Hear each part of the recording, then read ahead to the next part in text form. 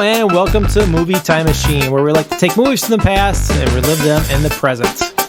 This week's movie is... we don't have one because we're going to take a summertime break. But before we go on our break, we just wanted to have a quick chat and talk about our greatest grilling fails for the summertime. So let's go around and just introduce you who's on the show today. Hey, it's James. Hey, this is Jamie. Hey, this is Chris. Casey here.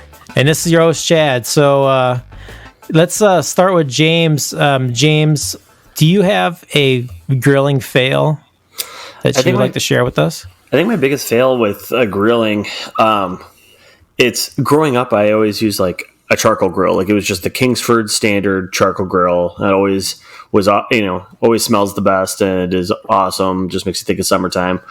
But then growing up, like I started using more propane or gas. Like my current grill is a natural gas grill, and that's what I've been grilling on for years. And one time I went to my parents' house for usually like a Father's Day or 4th of July, but some holiday where we're clearly all outside, all grilling.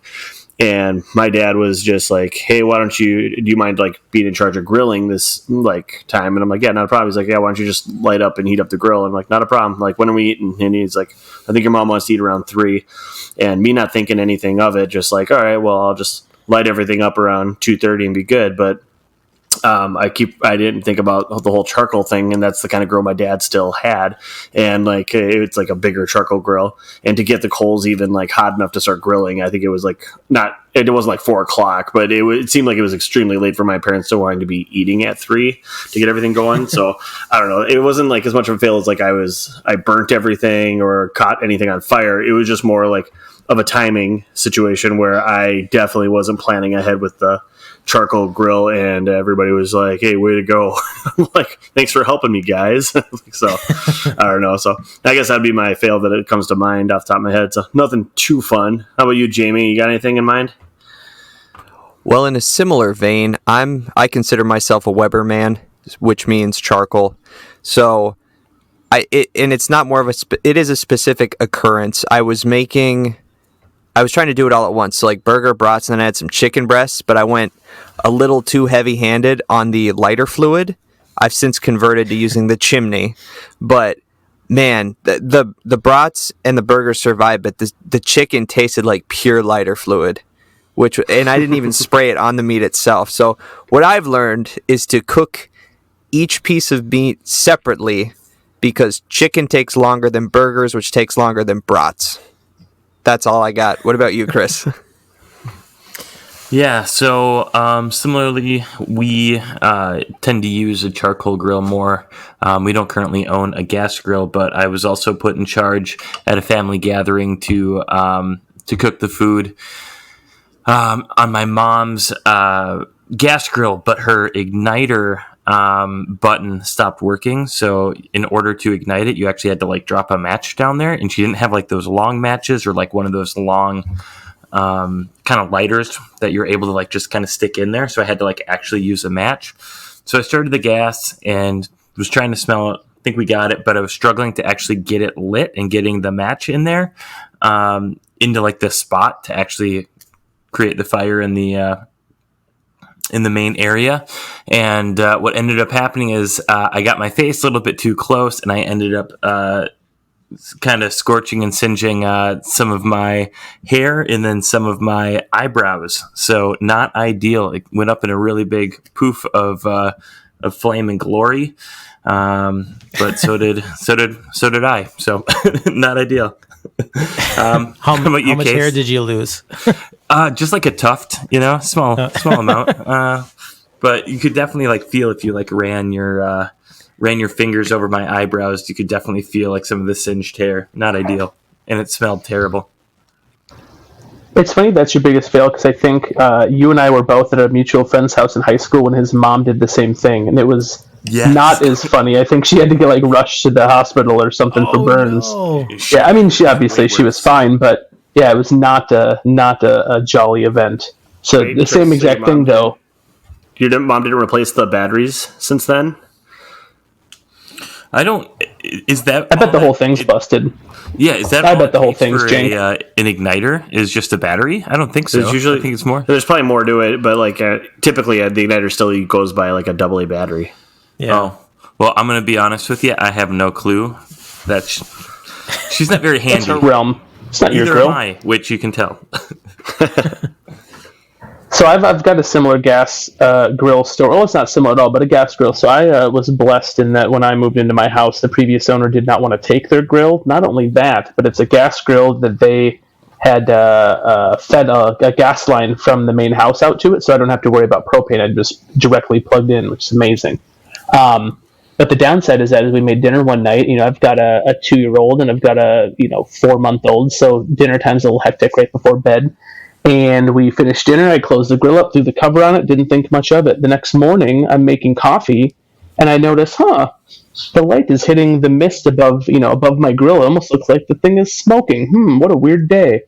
It wasn't until, probably 2 p.m. that I noticed it again. I was like, man, my grill cover looks like it's on fire. Turns out I did not turn the grill off the following night. It was on, probably medium to medium high, for over 24 hours. Definitely could have burned my house down. Definitely survived that. And now I still have the same grill cover, and it is obviously singed and obviously burned. But now I triple check those knobs before I close that thing up. Yeah. I don't want to steal the thunder. It's a crazy one. No, that is pretty crazy. Casey, I have a similar situation. Like, I also acquired my grill from the homeowner, and similar fashion. Like, that is my biggest fear, because I'm like, this is awesome, natural gas, never have to worry about filling the propane. And then it probably happened to me where I left it on till like 10 at night, not like a 24-hour situation. And the grill was off, so like it wasn't heating, or what was it? I think I turned one of them off or whatever, and then no, you're right, it was on a low because I was trying to clean it afterwards, so I ate dinner and forgot all about it, but I didn't put the cover on it or anything. But yeah, now it's like I triple check it every single time. The worst part too is after we'd ate dinner outside too. So we ate dinner, and I walked over to the grill and I kind of held my hand over the grates to see how cool it was, thinking, oh, okay, I can close it up and cover it. And I even had the thought, wow, we had dinner already and it's still really hot. And I didn't think to look down at the knobs, one glance lower than where I was already looking. It was a really, really dumb mistake. Well, thankfully, Chad, though, I know yours is you got a big one here, Chad. So I'm hoping that it tops that one even. No, mine is just plain stupidity. I mean, so good start. I used to love, or I used to have, a charcoal grill. I love charcoal grilling, but sometimes I think I love grilling in the summer and just to throw something on the grill quick, especially now with kids, like time is pretty compressed. So yeah, we have a newer gas grill on our deck. And one day, I always usually like lift up the grill, and just like clean it beforehand and start it up. Well, this day I didn't even lift up the grill lid. I just turned on the gas, hit the igniter, and I heard it light. And I was like, all right, we're in business, right? So I'm going to let it heat up, and then I'm going to throw some chicken on the grill. Then about 5 or 10 minutes later, maybe it was like 5 minutes, it didn't take long, there was just like rolling black smoke coming out, and I had to like grab the fire extinguisher and put the fire out. Before I grabbed the fire extinguisher, I opened up the gate to where you store the propane tank, and I could just see the flames rising up from like the drip pan tray. Yeah. Like, oh shit, like this isn't going to go out. So I had to put it out with a fire extinguisher. And after I finally got the fire out and the smoke cleared, I looked at the top grate, and all I saw was like this little part of a wire brush.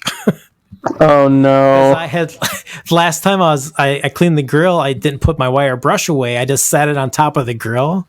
So it's just like this large, like, wire brush, and like it was all plastic, and it just fucking melted all the plastic, and that must have been from all the black smoke. But yeah, I was able to at least like clean my grill. I took everything apart and like scrubbed it down and got it workable again and cleaned the burners off. But yeah, just straight stupidity.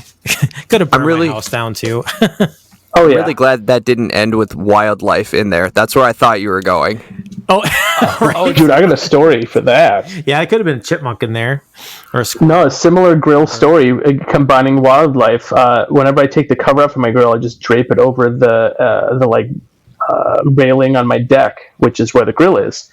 And there was one summer where I did that, and I just didn't pick it up. And I left the grill cover off for a couple of days because I was lazy. And not only did a bird nest inside the cover drape over my railing, it like bit a hole and chewed a hole through it. Then when I lifted the grill up, some animal had made a nest under my grill grates. So some animal climbed into my grill within days, made itself a little home, and a bird climbed in my thing. There's no animal in there. I just scorched earth this home. It was great. But now I'm super paranoid that animals are up in my grill all the time, so I always open it to make sure I don't kill a unsuspecting critter. Gosh, I wasn't nervous about that, but now I am. Yeah, I never even thought about that. You're welcome.